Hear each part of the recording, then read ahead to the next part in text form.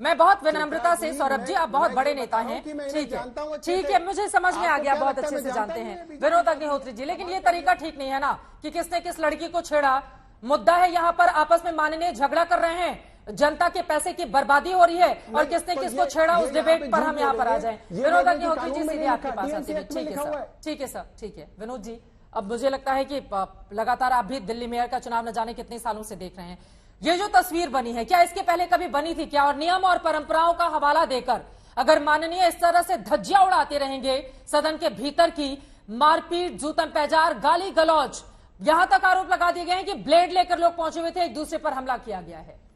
चित्रा जी, मैंने जब एमसीडी जब मैं कवर करता था अपनी रिपोर्टिंग के दिनों में 91, 92, 93 की बात है, उस दौर में तो मैंने इस तरह के दृश्य कभी नहीं देखे।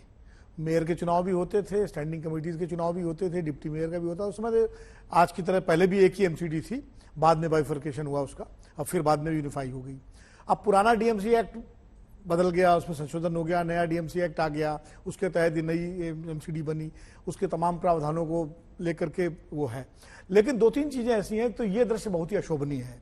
इसके लिए जिम्मेदार कौन है, ये अपने जांच का विषय है। आम आदमी पार्टी कहेगी बीजेपी जिम्मेदार है, बीजेपी कहेगी आम आदमी पार्टी जिम्मेदार है, लेकिन मैं मानता हूं दोनों जिम्मेदार हैं। क्योंकि अगर आम आदमी पार्टी के पास सदन में अगर सब जोड़े, आप पार्षद जोड़े, उसके विधायक जोड़े, सब 150 के आसपास उनका 275 में उनके आसपास 150 का जो है करीब है, और बीजेपी के पास करीब 112, 113 का बनता है मामला जाकर के। अगर 10 ये भी जोड़ दें आप उनके साथ वो जोड़ के, और अब वो विवाद इस पर है कि जो नामित सदस्य उनको वोटिंग राइट है कि नहीं है।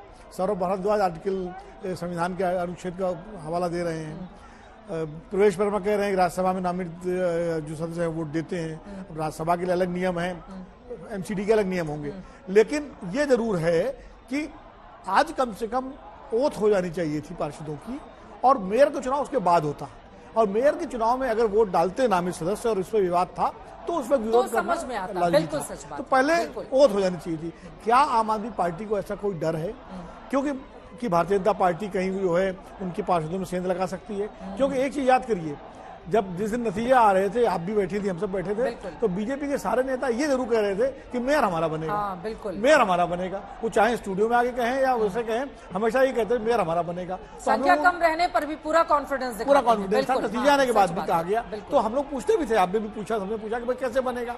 तो अब ये जो आज तरह की घटना हुई है और जिस तरह का पूरा घटनाक्रम हुआ है, अब जहां तक ये बात है कि सबसे वरिष्ठ उमेश सहगल जी ने लेकिन बड़ी बातें कही। देखिए नियमों का हवाला, क्योंकि परंपरा के नाम पर चीजें चली आ रही हैं लेकिन लिखित में नहीं है, और नए मेयर को लेकर एलजी के पास अधिकार बहुत ज्यादा है। देखिए ऐसा है कि लोकतंत्र में परंपराएं भी महत्वपूर्ण है और नियम भी महत्वपूर्ण है। ब्रिटेन का कॉन्स्टिट्यूशन तो पूरा परंपराओं पर ही आधारित है। तो ऐसा भी नहीं कि परंपरा को एकदम से आप वो किनारे फेंक दें। लेकिन कई बार सरकारें जो है अपने हिसाब से या जो जिसके फेवर में होता है वो परंपराओं को किनारे भी कर देते हैं। जैसे बड़ी पुरानी परंपरा सब जगह थी कि लीडर पोजीशन में जो डिप्टी चेयरपर्सन है, डिप्टी उपसभापति विपक्ष का होगा।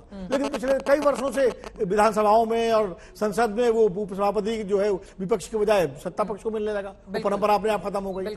ये परंपरा जो प्रोटम स्पीकर वाली है, प्रोटम उसकी है कि वरिष्ठतम होगा, ये लोकसभा से लेकर के और नगर निगम तक ये लागू होता है कि वरिष्ठ सदस्य जो वरिष्ठतम होता है उसको बनाया जाता है। लेकिन ऐसा है तो नहीं। लेकिन ऐसा भी तोड़ा गया। मैं बता रहा हूं, पिछली 2014 में जब लोकसभा चुन के आई तो कमलनाथ को बनाया गया प्रोटेम स्पीकर, वरिष्ठतम थे वो। लेकिन 2019 में मेनका गांधी वरिष्ठतम थी, लेकिन कोई और बने प्रोटेम स्पीकर। तो परंपराएं जो है अपने हिसाब से तोड़ी मरोड़ी जाती रही हैं देश में सब जगह।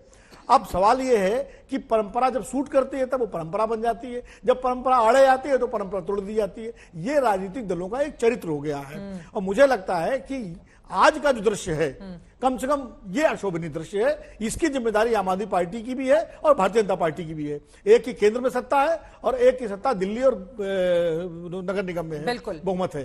तो ये जिम्मेदारी तो उनको लेनी पड़ेगी। ये तस्वीरें तो शर्मसार, नियम और परंपराओं के नाम पर माननीय आपस में ऐसे मारपीट, ऐसा लग रहा है कि गली के गुंडों वाली तस्वीरें हैं। ऐसी तस्वीरें तो वहीं दिखाई देती है। मान्यों से इस तरह के आचरण की उम्मीद कतई नहीं की जाती है। लेकिन यहाँ पर देखिए सभी के चेहरे भी साफ साफ हैं। आपके इलाके में जब ये पार्षद पहुंचेंगे तो जरा सवाल भी पूछिएगा कि जब वो इस तरह की तस्वीरें सदन के भीतर दिखाएंगे तो उनके आचरण से और किस तरह की उम्मीदें की जाएं। प्रवेश वर्मा जी, लेकिन सवाल तो बड़ा है ना, आपके पास संख्या बल है नहीं, लेकिन कॉन्फिडेंस बीजेपी ऐसा दिखाती है हमारा ही मेयर बनेगा, ये बनेगा, वो बनेगा, तो उनका डरना स्वाभाविक है।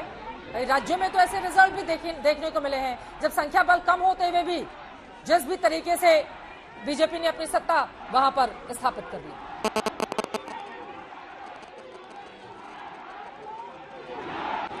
देखिए, जो आंकड़े कहते हैं वो ये कहते हैं कि आम आदमी पार्टी के जो फिगर हैं वो काफी ज्यादा हैं। फिर भी ये लोग डर रहे हैं। मैं नहीं जानता कि क्यों डर रहे हैं। जो भी पार्षद वोट डालता है वो अपनी पार्षद कैसे वोट डाले, दिखाकर वोट डाले, सबको बताकर वोट डाले, ये उसका अधिकार है। तो अगर इनको अपने पार्षदों के ऊपर ही कोई भरोसा नहीं है या इनके पार्षदों को इनके नेताओं के ऊपर कोई भरोसा नहीं है तो हम क्या कर सकते हैं। इनकी संख्या हमारे से काफी ज्यादा है, फिर भी इनको अगर ये लगता है कि हमारा मेयर बनेगा तो इनको ऐसा इसलिए लगता होगा कि इनको अपने नेताओं के ऊपर में विश्वास नहीं है। अब ये पहले से ही मानकर बैठ गए कि मेयर इनका नहीं बनेगा। मैं तो समझ नहीं पाता कि ये क्या सोच। आज अगर ये शपथ होने देते सभी पार्षदों की तो सारे पार्षद अपने अपने क्षेत्र में जाकर काम कराते, हमारे आगे की प्रक्रिया बढ़ती।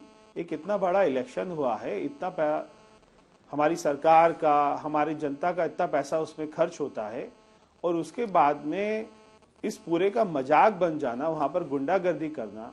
और बार बार अगर आपके द्वारा भी ये बोला जाएगा कि बीजेपी और आम आदमी पार्टी दोनों पार्षद लड़ रहे थे तो मैं इस बात को ठीक नहीं मानता। वहां पर केवल जो लड़ रहे थे वो आम आदमी पार्टी के पार्षद ही लड़ रहे थे। सारे टेलीविजन के ऊपर में जो दिखाई दे रहे हैं पार्षद, वो केवल आम आदमी पार्टी के पार्षद ही हैं।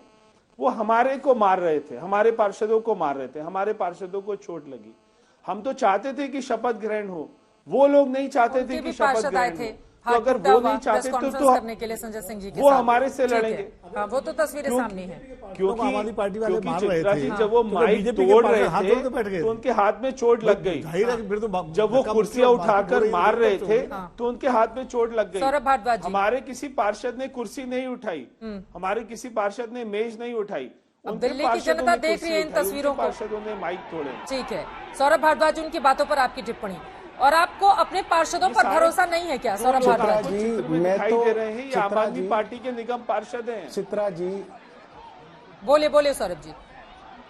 चित्रा जी, मैं तो आपको कानून पढ़ के बता रहा हूँ और हाईकोर्ट का जजमेंट बता रहा हूँ। जस्टिस भाकरू का जजमेंट है दिल्ली का, north Delhi municipal corporation versus Onika Malhotra 2015 का। क्या कहता है?